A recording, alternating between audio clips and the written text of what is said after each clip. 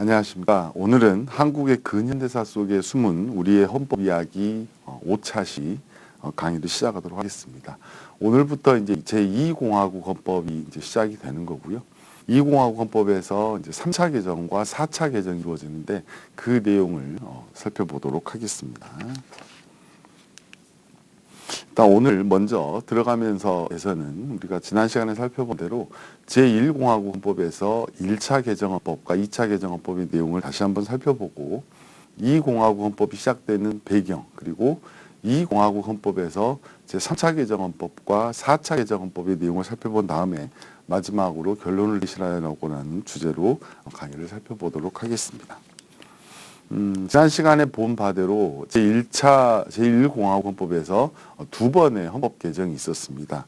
제1차 개정헌법과 제2차 개정헌법이 있었는데 제1차 개정헌법은 소위 발췌 개헌이라고 해서 여당과 야당의 헌법 개정안을 합친 형태, 그래서 필요한 부분만을 발췌해서 개헌을 했다. 그래서 발췌 개헌이라고 불렀는데 1차 개정헌법은 헌법상에 두 가지의 큰 문제가 있었다라고 하는 것도 살펴보았었습니다. 첫 번째는 국회 공고 절차하고 헌법 개정안에 대한 독해 절차가 생략됐다는 문제점이 있었고, 그것보다 더 큰 문제는 군대와 경찰을 동원해서 국회의원들이 어떤 자유로운 의사결정 또는 그 의사표시를 할 수 없게끔 했었던 부분에서 문제가 있었던 개정이었다라고 말씀을 드렸었습니다. 마찬가지로 이제 2차 개정헌법은 4.4.5입이라고 하는 수학식을 헌법 개정에 적용했던 헌법의 위반의 상황이 있었다라고 하는 말씀을 드렸는데 4.4.5입이라고 하는 것은 통상적으로 우리가 이제 수학식으로 할 때 이제 반올림이라고 하는 제도를 이용하는데, 반올림은 0.5 이상이면 올려주고 0.5 미만이면 덜어주는 형태가 4.4.5입입니다. 그런데 사람을 계산할 때는 0.1도 1이고 0.9도 1입니다. 그런데 단순하게 수학식의 4.4.5입을 적용해서 부결된 헌법안을 새롭게 가결시켰던 헌법상의 문제가 있었다고 말씀을 드렸습니다. 그래서 부결사항을 별다른 이유 없이, 그리고 헌법상의 절차를 지키지 않은 채로 번복해서 가결을 서론했던 헌법적 문제점, 그리고 정족수 미달인 상황을 가결로 선포했다는 헌법적인 문제점이 있었다라는 걸 얘기했었고, 또 하나는 초대 대통령이었던 이승만 대통령에 한해서한 중임 제한을 철폐하는 이런 어떤 헌법상의 평등 원칙이 위반되는 헌법 개정이 제2차 개정헌법에서 있었다라고 하는 것까지 말씀을 드렸습니다. 그래서 우리가 이제 통상적으로 기억하시기 쉽게 1차 개정헌법은 발췌 개헌, 2차 개정헌법은 4.4.5입 개헌이라고 지금도 부르고 있습니다. 그러나 이제 본격적으로 제2공화국 헌법이 시작된 상황을 좀 살펴볼 텐데요. 2공화국 헌법에서도 마찬가지로 두 번의 헌법 개정이 있었습니다. 3차 개정헌법과 4차 개정헌법. 그런데 지난 시간에 말씀드린 대로 대한민국 그 헌법 개정의 역사 속에는 언제나 특별하게 어떤 헌법 규범의 현실과의 괴리를 극복하거나 아니면 어떤 국민의 기본권 신장을 위한 헌법 개정이 아니었었다라고 하는 이 아픈 우리의 역사를 제가 말씀을 드렸는데, 이 공화국 헌법에서도 마찬가지로 국민의 기본권 신장이랄지 아니면 헌법 규범과 헌법 현실의 괴리를 극복하기 위한 헌법 개정이 아니었다라는 것도 좀 말씀을 드리고자 합니다. 지금 보고 계신 그 사진은 이승만 대통령이 1960년 3월 15일 날 부정선거를 획책하고 진행하고, 그리고 그 부정선거에 항의하는 시위대의 모습을 사진 속에 담아 나왔습니다. 그래서 보시면 부정선거 몰아내고 민주정의 바로잡자라고 하는 이런 부정선거 항의 집회가 있었는데, 이 항의 집회가 처음에 이제 마산에서 시작이 됐었습니다. 그러다가 이 마산에서 시작된 3.15 부정선거에 대한 항의 시위가 전국으로 펼쳐지고, 그리고 결정적으로 서울의 학생들이 지금은 이제 청와대로 불리지만 그때만 해도 청와대가 아닌 경무대였는데, 이 경무대로 진격하면서 결론적으로 이승만 대통령이 하야하게 되는 상황이 이루어지는데요. 그 사진 한번 보여드렸고요. 두 번째 사진도 마찬가지로 3.15 부정선거에 항의하는 우리 국민들의 처절한 목소리가 담겨 있는 사진이다라고 하는 것을 우리가 알 수 있습니다. 그러면 이 역사적인 흐름을 좀 살펴볼 텐데요. 우리가 지난 시간에 본 대로 1956년 제3대 대통령 선거가 있었고 이승만 대통령이 드디어 이제 3선 개헌에 성공을 하게 됩니다. 근데 이제 그때 당시에 뭐 너무나도 잘 아시겠지만 선거 직전에 야당 후보로 나왔던 신익규 후보가 급사를 하게 됩니다. 갑자기 이제 죽게 되는 상황이 펼쳐지고 이런 상황 속에서 이승만 대통령의 당선은 이제 분명한 상황이었습니다. 그러면 이제 문제는 이제 부통령인데요. 그때 당시에 이승만 대통령이 몸담고 있었던 자유당에서는 이기붕 후보를 부통령 후보로 밀었습니다. 그래서 정 이승만, 부 이기붕. 그리고 야당에서는 정 신익희, 부 장면. 이렇게 이제 두 후보가 나왔었는데 신익희 후보는 선거 직전에 여러 가지 지금 역사적인 뭐 논란이 있긴 하지만 어찌됐건 급사를 하게 됩니다. 그러면서 이승만 대통령은 아주 수월하게 3선 대통령이 당선이 되는데 충격적이게도 이기붕 부통령 후보가 그때 당시 민주당의 장면 부통령 후보에게 패배하는 선거 결과가 나오게 된 겁니다. 그래서 장면 부통령이 이제 당선이 됐는데 안타깝게도 선거가 있고 나서 몇 달 안 있다가 9월 달에 장면 부통령이 이제 괴한의 습격을 받아서 피격을 내게 됩니다.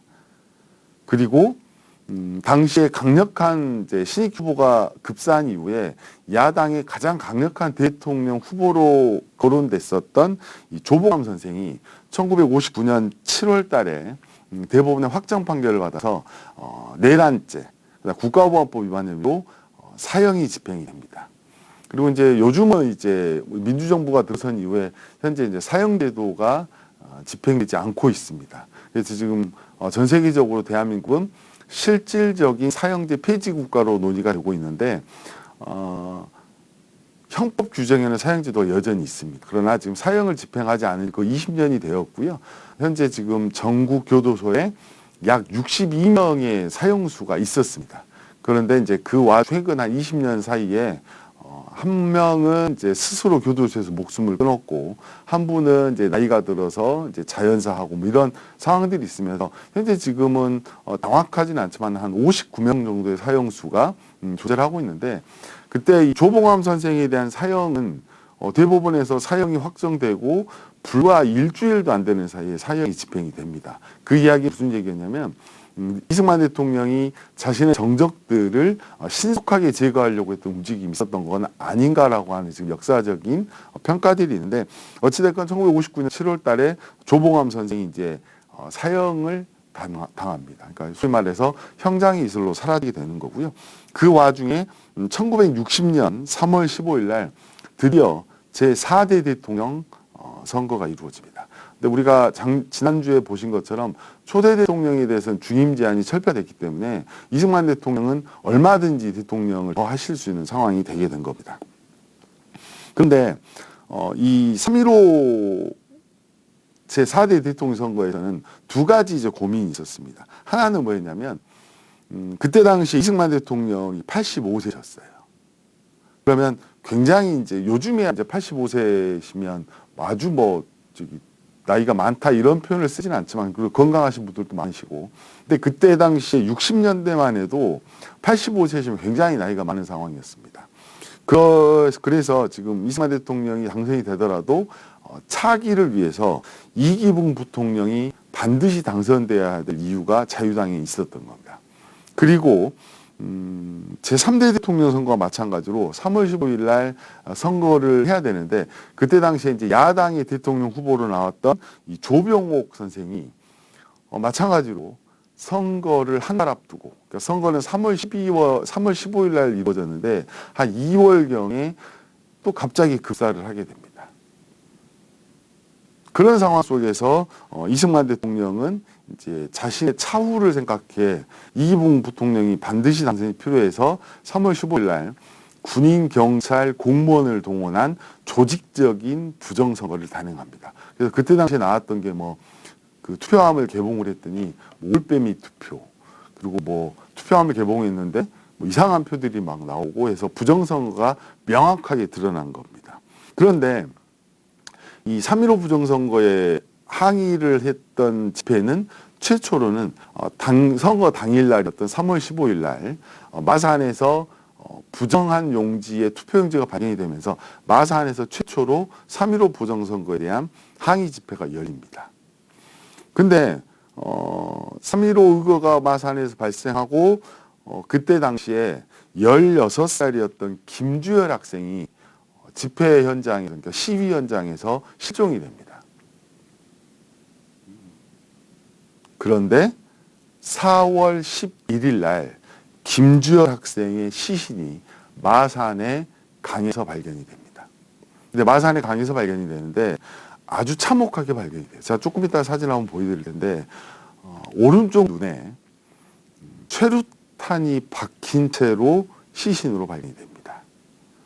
그러면서 이 김주열 학생이 부정선거에 항의하던 고등학생을 경찰이 최루탄으로 죽였다라고 하는 이제 여론이 확산되면서 민심이 완전히 이반을 하게 되는 겁니다. 그러면서 1960년 4월 19일 날 서울에서 학생 걸기가 일어나고 이 학생들이 경무대, 이승만 대통령이 기거하고 있었던 경무대로 진군을 하게 되고 이때 청와대 이승만 대통령을 보호한다는 명목하에 경찰들이 총기를 난사합니다.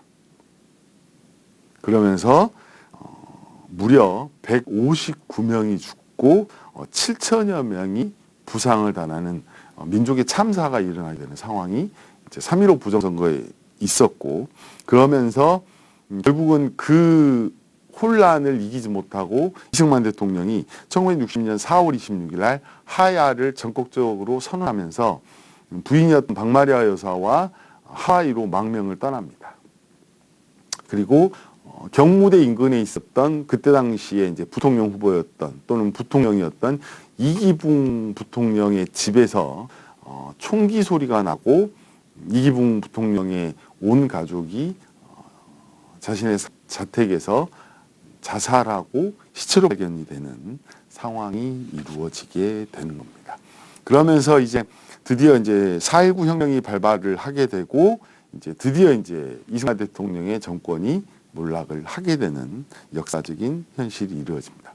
그러면서 이제 긴급하게 1960년 6월 15일 날 3차 개정헌법이 통과가 됩니다. 이 3차 개정헌법은 큰 갈래로 세 가지의 의미가 들어있는데 하나는 의원내각제 정부 형태로 정부 형태가 바뀝니다. 즉 대통령제 국가에서 의원내각제 정부 형태로 넘어오게 되고 그리고 그러면서 대통령은 양원이라고 하는 통합회의에서 대통령을 선출을 하게 됩니다. 그리고 그 양원에서 또한 총리가 선출이 되는데 총리가 행정부의 수반의 역할을 담당하는 겁니다. 그러니까 보통 대통령제 국가에서 대통령은 국가 원수로서의 지위 그리고 행정부의 수반으로서의 지위라는 두 가지 지위를 갖게 되는데 의원내각제 정부 형태에서는 대통령과 총리의 신분이 완전 다릅니다. 가까이에 있는 일본 같은 경우만 해도 일본도 의원내각제인데요. 일본도 왕이 있습니다. 그리고 총리가 있어요. 근데 일본 같은 경우는 이제 왕은 군림하나 통치하지는 않는다라고 하는 전통에 의해서 왕은 국가 원수로서의 지위만 가지고 있습니다. 그리고 어떤 사회적인 문제들, 국가적인 문제가 났을 때 국가 원로로서 의견을 제시하는 역할을 하는 거 반대로 총리가 전체 행정부의 수반으로서의 역할을 담당하게 되는데 드디어 이 제1공화국이 마치고 2공화국이 들어서면서 대한민국도 의원내각제 정부 형태로 가게 됩니다. 근데 그 이유는 우리가 1차 개정헌법, 2차 개정헌법, 3.15 부정선거, 4.19 혁명을 거치면서 대한민국이 대통령제 국가 형태, 정부 형태에는 어울리지 않는다라고 한 인식이 있었고 우리나라 재헌헌법을 만들었던 유진호 선생이 의원내각제 정부 형태를 굉장히 강하게 밀었던 상황이었습니다. 그래서 이러한 역사적 흐름 속에서 더 이상 대한민국은 절대적인 권력을 가지고 있는 대통령제 국가가 어울리지 않다라고 하는 인식이 있어서 의원내각제 정부 형태로 바뀌게 되는 겁니다. 그러면 이 3차 개정헌법의 주요 내용을 살펴보시면 자유당 정권에서 국민들의 기본권이 심각하게 침해되고 있는 상황들이 있어서 기본권의 본질적 내용을 침해하는 것을 금지하는 기본권의 본질적 내용의 침해 금지 조항이 신설이 되게 되고, 마찬가지로 언론, 출판, 집회, 결사에 대한 허가와 검열 제도가 완전히 헌법적으로 금지가 되게 됩니다.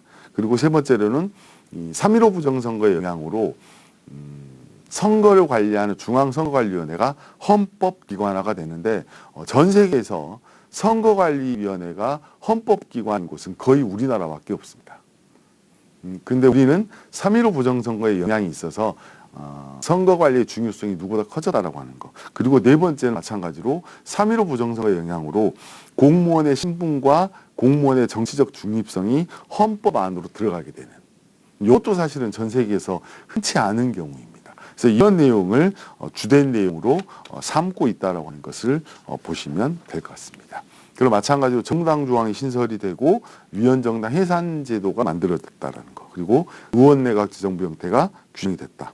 그리고 대법원장과 대법관의 자격을 가진 선거인단이 직접 선출하고 그 외의 법관을 대법원장 임명하는 형태로 넘어가고, 마지막으로 가장 중요한 것은 헌법재판소가 대한민국 헌법에 최초로 규정이 되게 되는 이런 이제 역사를 가지고 3차 개정법이 이루어지게 되는 겁니다. 그러면 잠시 쉬었다가 제4차 개정헌법의 역사와 내용을 살펴보도록 하겠습니다.